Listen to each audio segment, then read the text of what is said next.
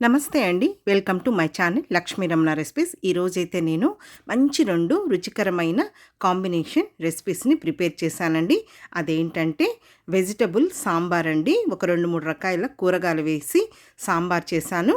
అలాగే అందులోకి కాంబినేషన్‌గా వేపుడొచ్చేసి మంచి రుచికరమైన కాకరకాయ వేపుడు చేశానండి. ఇలా సాంబార్ చేసుకున్నప్పుడు మనకిష్టమైన వేపుడిని ప్రిపేర్ చేసేసుకోవచ్చు. నేనైతే ఈరోజు ఈ సాంబార్ కాంబినేషన్లోకి కాకరకాయ వేపుడిని ప్రిపేర్ చేశానండి. ఈ సాంబార్లో కూడా నేను మునక్కాయ, మామిడికాయ, వంకాయ, క్యారెట్ వేసి మంచి రుచికరమైన సాంబార్ని ప్రిపేర్ చేశానండి. ఇలా చేసేసుకొని మనం ఈ కాంబినేషన్తో వేడి వేడి అన్నంలోకి తింటే సూపర్గా ఉంటుందండి. కాబట్టి ఎలా తయారు చేసుకోవాలో చూసేద్దామండి. ముందుగా సాంబార్ కోసం ఒక కుక్కర్ తీసుకున్నానండి. ఒక చిన్న కప్పు కందిపప్పు తీసుకున్నానండి. ఆ కందిపప్పుని కొద్దిగా నీళ్లు వేసేసుకొని ఒకసారి శుభ్రంగా కడిగేసేసుకోవాలి. సాంబార్ కాబట్టి మరీ ఎక్కువ కందిపప్పు అవసరం లేదండి. ఒక చిన్న కప్పు తీసుకున్నాను. ఇప్పుడు అదే కప్పుతో ఒక 3 కప్పుల నీళ్లు వేసేసుకొని ఒక పావు టీ స్పూన్ పసుపు పొడి కూడా వేసేసుకొని జస్ట్ ఒకసారి కలిపేసేసుకొని కుక్కర్కి మూత పెట్టేసుకొని మీడియం ఫ్లేమ్లో ఒక 3 విజిల్స్ వస్తే మనకు కందిపప్పు అనేది కరెక్ట్గా ఉడికిపోతుందండి. ఇప్పుడు ఈ కుక్కర్ తీసి వేరొక పొయ్యి పైన పెట్టేశాను. ఇంకా కాకరకాయ వేపుడు కోసం ముందుగా స్టవ్ వెలిగించుకొని ప్యాన్ పెట్టేశానండి.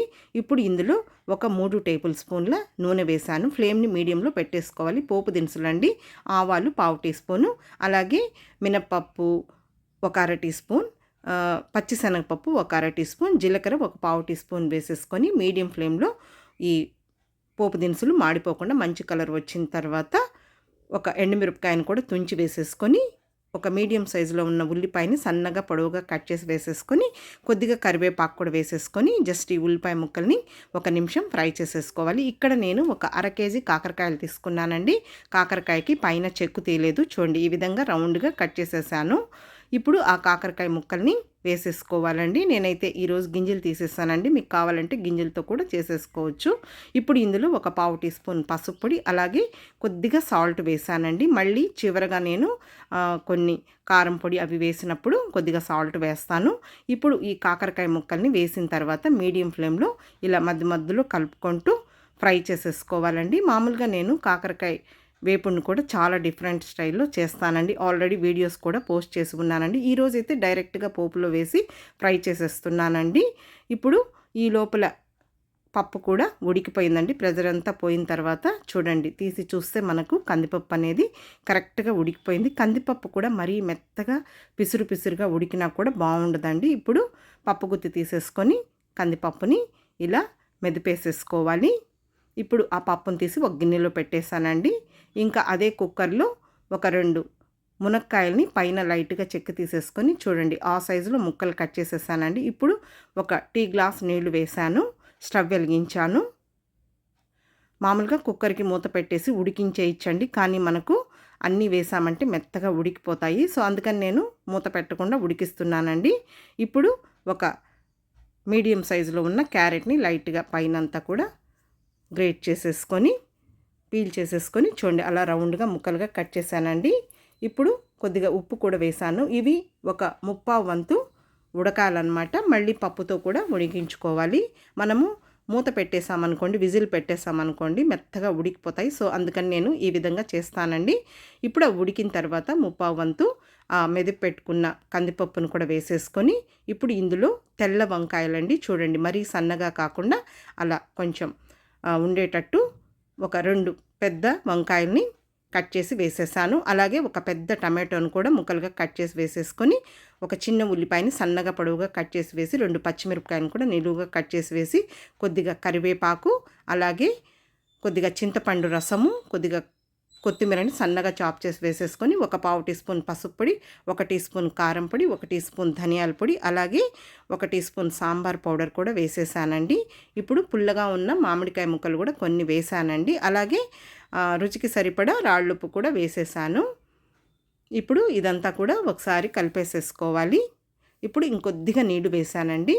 ఇప్పుడు మనం కుక్కర్కి మూత పెట్టేసామంటే ఆ వెజిటబుల్స్ అనేది మెత్తగా ఉడికిపోతాయి. సో అలా కాకుండా కొద్దిగా మనకు సాంబార్లో క్రంచీగా ఉంటేనే బాగుంటుందండి. ఇప్పుడు ఒక 7-8 నిమిషాలు మీడియం ఫ్లేమ్లో ఈ పప్పుని ఆ కూరగాయలతో పాటు అంతా ఉడికించుకోవాలి. అది ఉడికే లోపల చూడండి ఇక్కడ కాకరకాయ ముక్కలు కూడా వేగిపోయాయి. కాకరకాయ ముక్కల్ని కూడా నేను కొద్దిగా ఆయిల్ వేసి ఫ్రై చేసి మళ్ళీ ఫ్రై చేస్తానండి. కానీ ఈరోజు డైరెక్ట్గా నేను పోపులో వేసేసి చేస్తున్నానండి.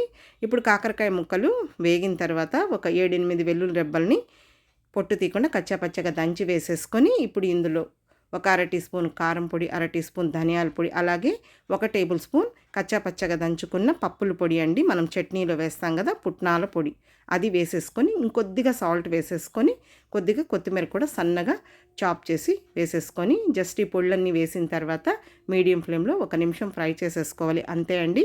ఈరోజు కాకరకాయ వేపుడిని ఇలా ప్రిపేర్ చేసేసాను. ఇప్పుడు మనకు సాంబార్ని పోపు వేసేసుకుందామండి. అది ఉడికిపోయిందనమాట. కుక్కర్ పెట్టేసుకొని స్టవ్ వెలిగించుకున్నాను. ఒక 2 టేబుల్ స్పూన్ల నూనె వేసానండి. నూనె వేడెక్కిన తర్వాత ఒక పావు టీ స్పూన్ ఆవాలు, పావు టీ స్పూన్ మినప్పప్పు, పావు టీ స్పూన్ పచ్చిశనగపప్పు, అలాగే ఒక 5-6 మెంతులు, ఒక పావు టీ స్పూన్ జీలకర్ర కూడా వేసేసుకొని ఒక ఎండుమిరపకాయని తుంచి వేసేసుకొని ఒక 6-7 వెల్లుల్లి రెబ్బల్ని కచ్చాపచ్చగా దంచి వేసేసుకొని ఒక చిన్న ఉల్లిపాయని సన్నగా పొడవుగా కట్ చేసి వేసేసుకొని కొద్దిగా కరివేపాకు కూడా వేసేసుకొని ఇప్పుడు మీడియం ఫ్లేమ్లో ఈ ఉల్లిపాయ ముక్కల్ని ఒక 2 నిమిషాలు ఫ్రై చేసేసుకోవాలి. చూడండి ఇప్పుడు ఈ ఉల్లిపాయ ముక్కలంతా వేగిపోయాయి. ముందుగా మనం ఉడికించి పెట్టుకున్నాం కదా అండి, ఈ సాంబార్ని ఇందులో వేసేసుకొని ఇంకొద్దిగా నీళ్లు వేసేసుకోవాలి. ఇప్పుడు మనకు ఉప్పు, కారం, పులుపు అన్నీ కరెక్ట్గా సరిపోయినాయో లేదో చూసుకొని తక్కువైతే వేసేసుకోవాలి. ఇప్పుడు కొద్దిగా కొత్తిమీరని సన్నగా చాప్ చేసి వేసేసుకొని ఇప్పుడు ఇదంతా వేసిన తర్వాత ఇంకొక 5-6 నిమిషాలు మీడియం ఫ్లేమ్లో ఉడికించుకోవాలి. చూడండి కూరగాయ ముక్కలన్నీ కూడా మనకు కరెక్ట్గా ఉడికిపోయాయి. అంతే అండి. ఈరోజైతే ఇలా నేను సింపుల్గా టేస్టీగా సాంబార్ని కూడా ప్రిపేర్ చేసేసాను. సాంబార్ కూడా రెడీ అయిపోయిందండి. ఇప్పుడు ఒక 2 గిన్నెలు పెట్టేశానండి. ముందుగా ప్రిపేర్ చేసి పెట్టుకున్న ఈ సాంబార్ని ఇందులో వేసేస్తున్నానండి. చాలా బాగుంటుందండి. ఇడ్లీలో కూడా ఈ సాంబార్ అనేది చాలా బాగుంటుంది. అలాగే కాకరకాయ వేపుడండి. కాబట్టి మనం సాంబార్ని ఒక్కొక్కసారి ఏమీ లేకుండా చేస్తూ ఉంటాం. ఒక్కొక్కసారి మనకు ఉన్న వెజిటబుల్స్ని వేసి సాంబార్ని మంచి రుచికరంగా ఇలా ప్రిపేర్ చేసేసుకోవచ్చండి. కాబట్టి చూసారు కదా అండి, ఈరోజు నేను మునక్కాయ, వంకాయ, మామిడికాయ, క్యారెట్ వేసి మంచి రుచికరమైన సాంబార్ని ఎలా ప్రిపేర్ చేశాను. అందులోకి కాంబినేషన్గా కాకరకాయ వేపుడండి. ఇక్కడ ఈరోజు నేను కాకరకాయ వేపుడిని ప్రిపేర్ చేశాను కదా అండి. అలా కాకుండా మనకి ఇష్టమైన వేపుడండి, అరటికాయ కానీ, చిక్కుడుకాయ కానీ, బీన్స్ కానీ, తోటకూర వేపుడు అలా కూడా మనం ప్రిపేర్ చేసేసుకోవచ్చండి. ఈ కాంబినేషన్ని మీరు ఒకసారి తప్పకుండా రుచి చూడండి. వీడియో మీకు నచ్చితే లైక్ చేయండి, షేర్ చేయండి. కొత్తగా చూస్తున్నవారు మన ఛానల్ని తప్పకుండా సబ్స్క్రైబ్ చేసుకోండి. ఇంకొక మంచి వీడియోతో మళ్ళీ కలుద్దాం. నమస్తే అండి.